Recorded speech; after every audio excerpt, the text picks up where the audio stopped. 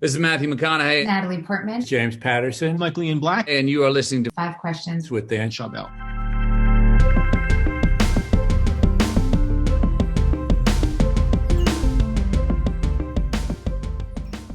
Kirk, welcome to Five Questions. Hey, man, I'm so excited to be on Five Questions. I can't wait to hear what these questions are, and I appreciate you having me on your show. What was it like going to school on the set of Growing Pains instead of in a traditional school setting? It was a blast. Can you imagine having only 3 hours of school rather than like 7? I mean, I woke up in the morning, and it was a weird reality for me because from the time I was 14 years old and started Growing Pains, I was going to an adult job. I mean, I was carrying some major responsibility on a television program. And in the midst of all that, I also had to get my school done. So I'm in 9th grade, 10th grade, 11th grade. And we had a little trailer in the back of the set of Growing Pains where I would go in there, and we only had to do school for 3 hours a day. But since I've become a parent and I've homeschooled 6 of our own children, I know that you can get more done in those 3 hours of concentrated time than many kids get done in 7 hours a day, 5 days a week. And that was the case with me. So I loved going to school. It wasn't as long, and I learned a lot.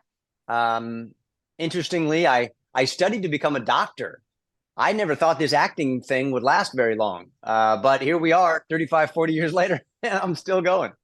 Yeah, you wouldn't believe I talked to so many actors and actresses and just people in the performing arts who set out to become a lawyer, a doctor, an accountant, like all these kind of traditional, safe professions. And then they're like, this isn't for me. I'm going to quit, or I'll pass the law exams and then just not even go. Yeah. And then they pivot because they realize, hey, is this something that I really want to do? I need to kind of bring out my creative side that, is. Well, is I wish I had me. a creative side, Dan. I wish I was like that. I never wanted to be an actor. And still sometimes I wonder what my job is, because I make my living really not doing very much acting. I produce TV shows and documentaries, or I'm teaching marriage and parenting classes at churches, or I'm hosting a talk show, or I'm writing books for kids. So I don't know. You have a slash career. That's what they call it. So for me, I'm like, researcher, author, podcaster, speaker, etc. And you're teacher, author.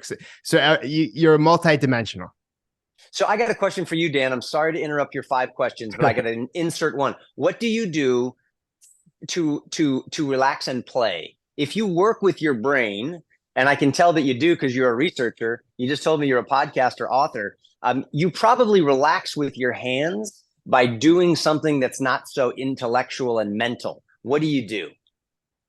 Walks. I walk every single morning, and that's kind of where I set work aside. So that's been very, very smart. So walking and exercising, like I typically run a few miles a day as well. So I think exercise has been great. That's smart. So back to reversing the tables on you.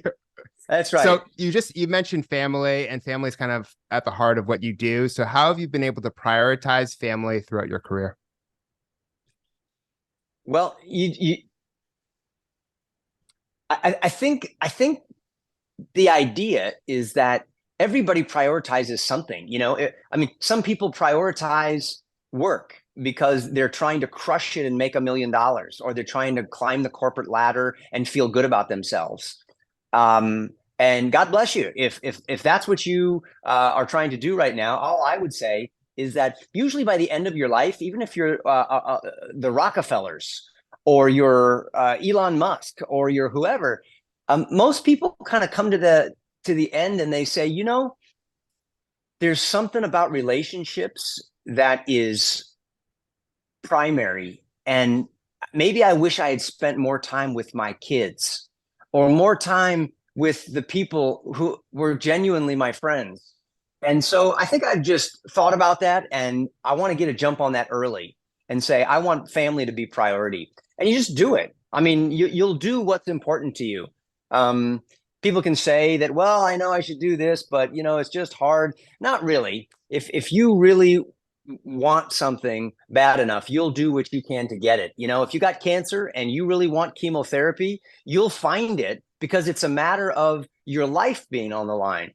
And when I think you come down to the gift of something as precious as being able to breathe and being able to live on this planet, especially in the United States of America with all this opportunity, I say prioritize your relationships, your relationship with God, the one who gave you your life, and the relationships with your family, the ones who know you best and will probably be the ones who are there at your hospital bedside when you're saying goodnight to the world. Absolutely. And there's a ton of research, and a lot of people have, spoken to people who are, much older, and they all say what's most important to you. And it's, they're not like, oh, I wish I made more money in my life or had more money. It's more about, being close to family. So that ends up naturally prioritizing. And a lot of people, especially as they get older, they move closer to their family. Yeah, which is so cool, right? Because that means even if you're broke and you don't have two nickels to rub together, look, if we can be part of a community where people value each other, I've got help. I'll have somebody at church. I'll have a neighbor down the street. Maybe I got a friend or somebody else who's willing to help me. And if I've got a strong relationship with God and with a few people that genuinely care about me and I love them, in the most real way, I'm a rich man. Because I've got the things that even the Saudi princes and the tech gurus say is more valuable than all of their money. Absolutely. And what point during your career did you learn the importance of humility, and how did it change your behavior? It's it's sort of self-sabotaging to talk about when I learned the lesson of humility. That's sort of a prideful thing to say. I think that humility is a prerequisite for living a successful life. And it's interesting. I came up with this children's book that I just released in June called Pride Comes Before the Fall. And I want to extol the virtue of humility because pride really does lead to the death of relationships.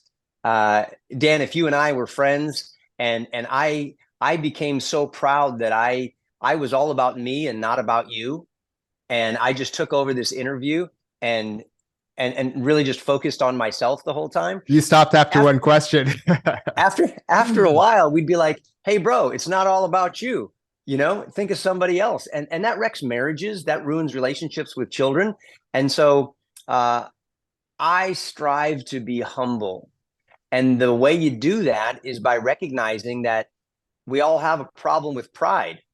And I got to be not so concerned about your pride problem, Dan, as with my own. And being in Hollywood, on television, being famous, being popular, all those things increase pride. They feed it like a monster. And so it was the message of the gospel that I heard as a 17-year-old atheist that sort of stopped me in my tracks, rattled me, and made me think about ultimate things like what happens when you die? When you check out of here, what's out there? And, does living a life of character and kindness really matter? Or is this just a dog-eat-dog world? Get while you can before somebody gets it from you. And that began to humble me. And building off of the new book, Pride Comes Before the Fall, what do you want children and even their parents to take away from the book? We're getting to the end of our 5 questions here. I think we're at number 4. I want them. There's so many good books out there. So many great books, so much better than the book that I wrote with Brave Books. But what I want them to do is to take back the ownership of the role of parents. I know we've been lulled and sort of hypnotized into this mindset of we can't educate our parents. We don't know what we're doing as mom and dad. We're not experts with a degree. We need to hand them over to the government for 7 or 8 hours a day to program their hearts and minds with the right values and knowledge. Well, where is that getting us? That's pulling us away from what George Washington said are the 2 indispensable supports for a country like ours with so much freedom. You got to have faith in God, and you've got to have moral integrity. If you don't do the right thing from the heart, knowing that God is watching and it matters, well, then all this freedom can be used to harm one another and get for yourself and not take care of others. So I'm hoping that parents say that's a job for moms and dads and grandparents. That's not a job to be outsourced to a government bureaucracy who really ends up teaching your children how to be good little lemmings for the state, little obedient soldiers that just look to the government to be their provider and protector rather than God, the Constitution, and their family. And what's your best piece of career advice? If you really want to get out there, go on Dan's 5-question podcast. That's going to spread your visibility like wildfire. No one's ever responded like that. Much better than Follow Your Passion, though. So thanks for that. Yes, that's right.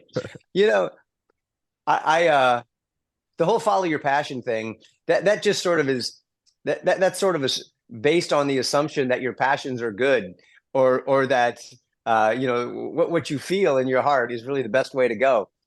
But you know, there's a proverb in the Bible that says, trust in the Lord with all your heart, lean not on your own understanding or your own passions. In all your ways acknowledge him and he'll direct your path. And I found that to be true in my life. The best things that have ever happened to me were not according to my passions. If that were the case, I'd probably be on the cover of the Inquirer magazine, you know, with maybe a busted drug deal and you know, with a mugshot and a pistol in my hand. What I found is that the best things that happened to me were not according to my passions. I think God led the way, and I'm trying to learn to walk through those providentially open doors and not try to crash through the ones that he closes. Well, that's great advice, and thank you so much for being on the show. Hey, I appreciate you, man. Keep up the great work. Thanks for having me on.